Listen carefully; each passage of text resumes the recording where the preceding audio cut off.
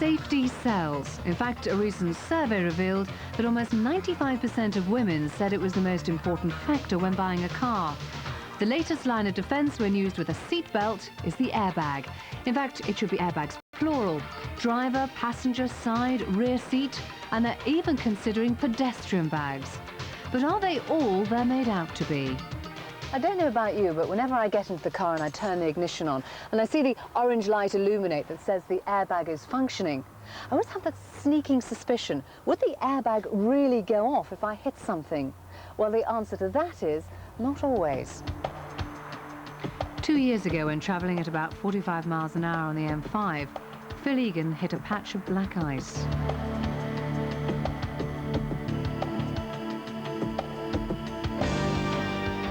Despite the extensive damage to his car, to his surprise, his airbag didn't fire. I was under the impression that it would go off, but looking back now, I think me and the majority of people are under this misconception with airbags that if you have this type of collision, they will go off, but in actual fact they won't. Fortunately, because he was wearing a seatbelt, Phil wasn't badly injured. But just how serious does an accident have to be before an airbag goes off? First, the car must be involved in a sufficiently violent accident for it to deploy. And secondly, the impact needs to be from the front of the car between about 2 o'clock and about 10 o'clock. Yeah, because on that particular, looking at the photograph, it seemed to me that that was a front-on crash. Yes, it was a glancing crash down this side against a crash barrier and probably fell just outside the range. So how does the car know when to deploy the airbag? There are sensors which are hidden within the car. So they would be normally within the passenger compartment and located roughly in line with the passengers, and they would work out the change in velocity of the car, and then if it was sufficiently violent enough shock, then it would deploy. Basically, an airbag is going to give protection to your face and neck, and to a lesser extent your chest. And so you only want it to deploy in an accident where your head would actually hit the steering wheel. I'll show you.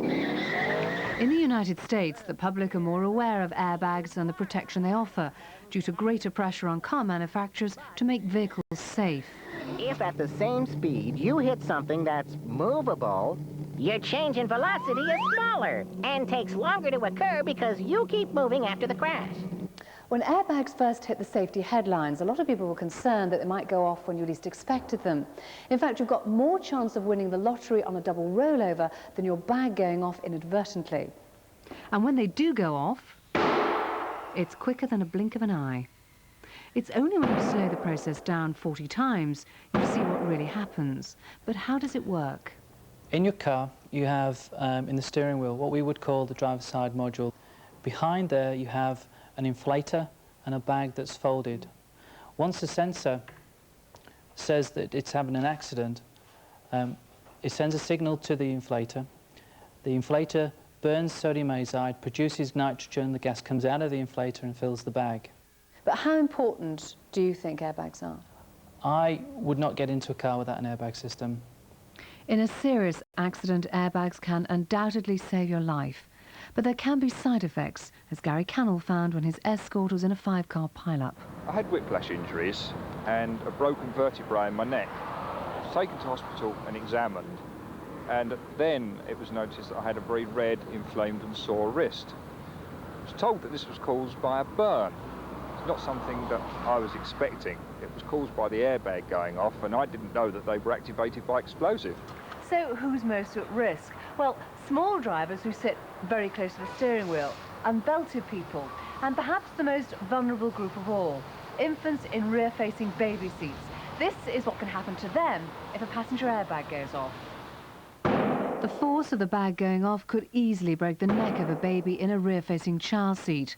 And although the industry does put warnings on cars, they're often not as obvious as they might be, and many people are quite unaware of the danger.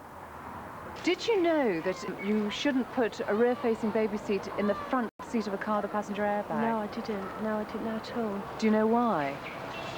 I never even thought of it really, but surely if it was rear-facing, it would just hit the back of the seat. Well, unfortunately, it would probably kill the baby if it Really? if What, the force of it? Yes. No, I didn't realise. I'm glad I know now.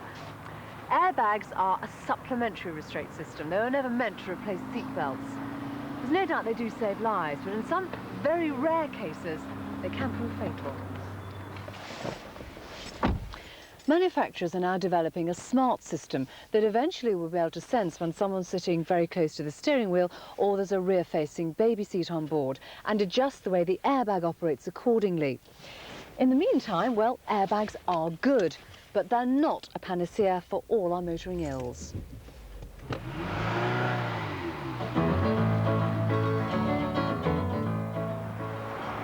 Fun again, the used motors.